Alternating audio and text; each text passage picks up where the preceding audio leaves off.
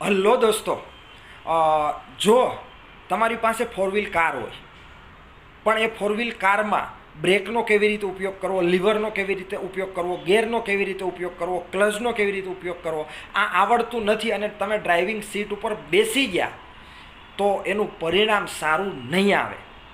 પણ જો એ જ કાર તમને આ બધી જ વસ્તુ પરફેક્ટ રીતે ઉપયોગ કરતા આવડે છે તો 100% તમારી જર્ની સ્મૂથ અને તમે આસાનીથી તમારા ડેસ્ટિનેશન સુધી પહોંચી શકશો.